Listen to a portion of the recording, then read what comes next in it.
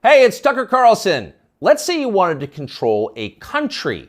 How would you start? Well, you'd want to make sure you had the complete obedience of everybody inside your borders who was authorized to use deadly force. You would start with the military and then federal law enforcement and move your way down ultimately to agencies like the IRS. Controlling the guns would be a top priority for you if you ever wanted to go dictatorial, if you wanted to be baby doc. But let's say you had deeper ambitions. Let's say you wanted the power not simply to control people's behavior, but to control how they think, not just their bodies, but their minds, as a god would. In that case, you need to take charge of the society's taboos. A taboo is something that by popular consensus is not allowed.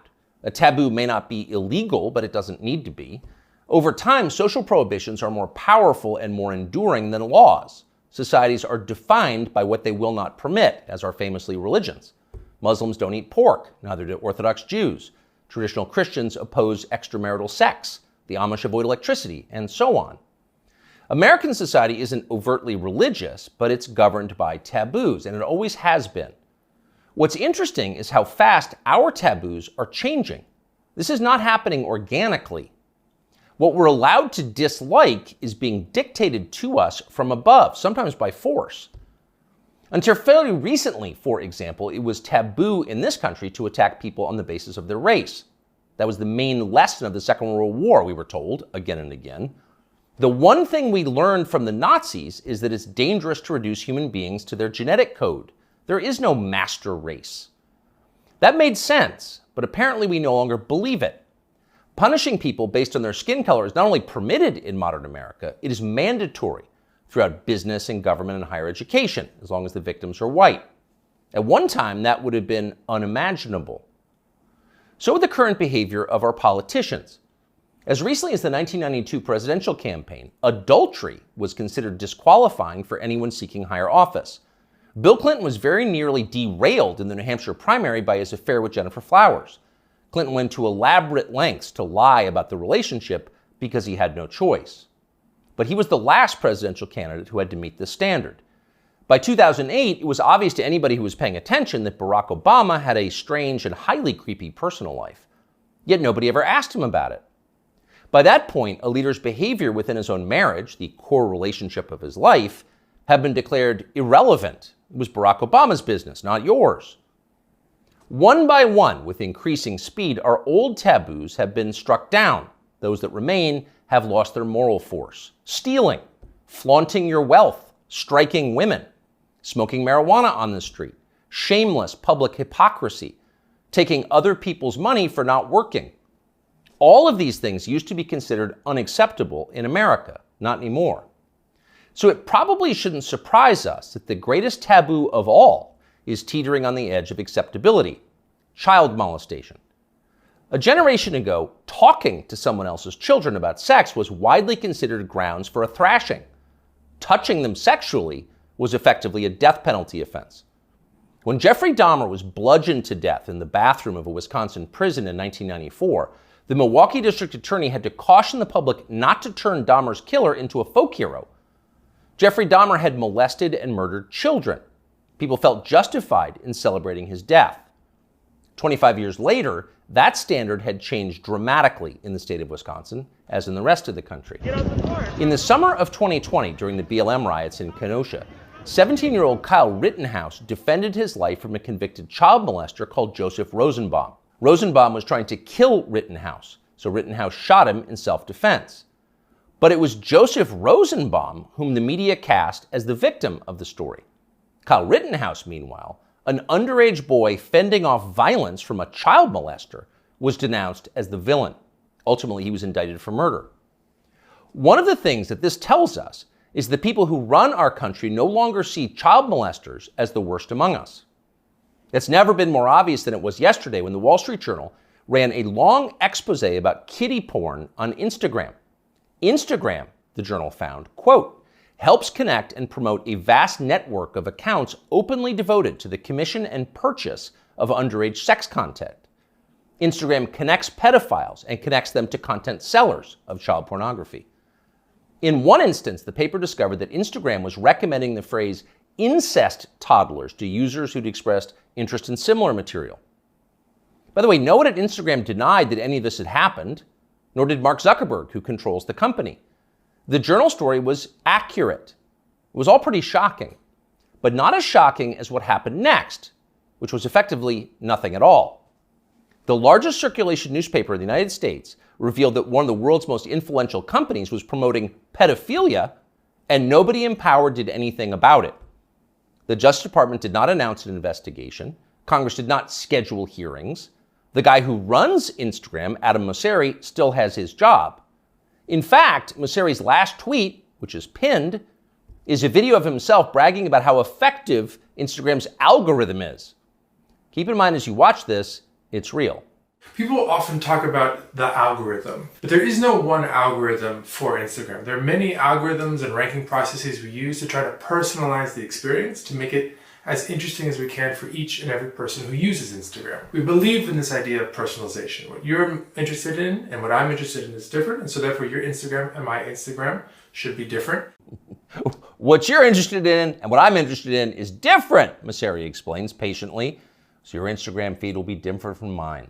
You're interested in children, that's why you're getting all the incest toddler posts. It's a highly personalized experience.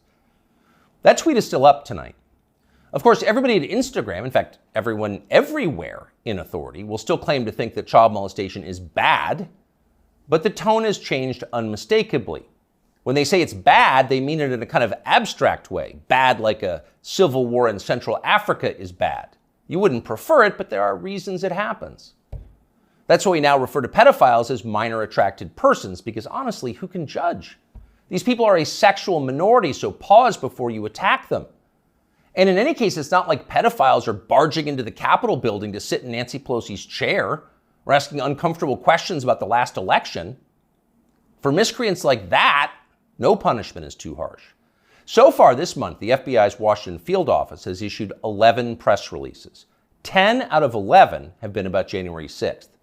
Keep in mind that January 6th happened more than 2.5 years ago. Now you know why the feds were ignoring kid touchers on Instagram. They're too busy to respond. They've got much more important things to do, like finding white supremacists. White supremacists are America's new child molesters. We've got zero tolerance for white supremacists because no one threatens the life of this country more than they do. Here's Joe Biden once again making that very clear last month. To stand up against the poison of white supremacy, as I did my inaugural address, to single out as the most dangerous terrorist threat to our homeland is white supremacy.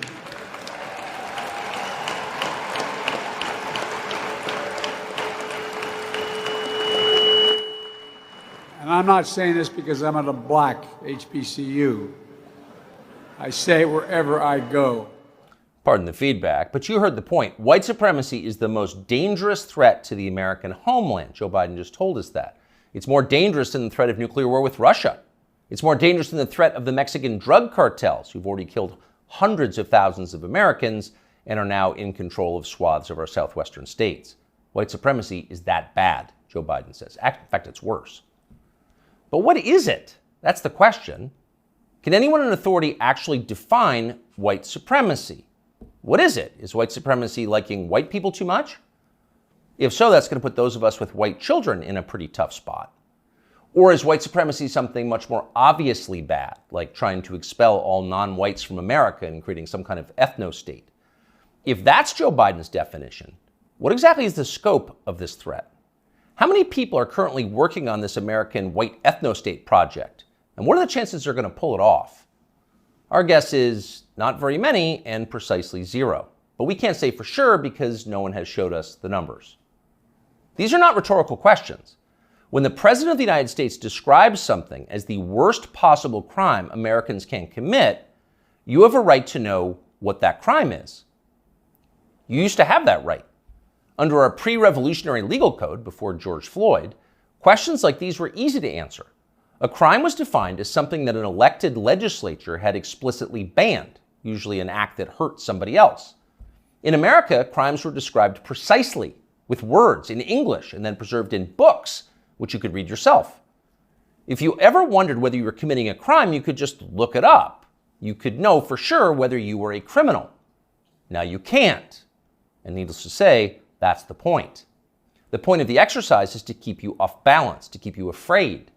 When no one's willing to define the offense, you can't be sure whether or not you're committing it. You could be accused at any time and everything you have taken from you. You live in fear. Remember this guy? Emmanuel Cafferty was driving near a Black Lives Matter protest in Poway in his SDG&E truck when he says he noticed somebody following him and trying to get his attention. Later, that person posted a picture of him making what some believed is a white supremacy symbol on Twitter. Cafferty says he had no idea about any white power symbols and was just cracking his knuckles outside his window when the picture was taken of him. Later that day, he says he was notified by SDG&E that he would be suspended pending an investigation, and a few days later, he was fired. What that man did was so offensive, as you just saw, that local news had to blur the photograph of his hand. He was fired from his job. His life was destroyed for cracking his knuckles. He didn't know cracking his knuckles was racist in his defense, but then nobody did until the day that poor Emmanuel Cafferty was unwise enough to crack them.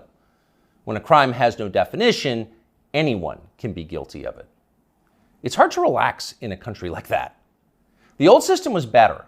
Government operated on the basis of laws, not amorphous moral terror. Politicians couldn't accuse you of something they couldn't define. The legal code was straightforward. Child molestation was a crime. Having unfashionable opinions was not. Outside of the public sphere, the population mostly governed itself, as it does in every society, and used taboos to do it. You knew what was allowed and what wasn't because the rules didn't change very often. The taboos were organic. They derived from collective experience and instinct, the two most reliable guides to life. They evolved for a reason. They still do. Our job at this point is to protect them, despite the hectoring, the nonstop hectoring from the people in charge. You know the outlines of right and wrong. You were born knowing them. So don't let them talk you out of what you can smell. Don't let them rationalize away your intuitive moral sense. Cling to your taboos like your life depends on them, because it does. Cherish and protect them like family heirlooms. That's exactly what they are.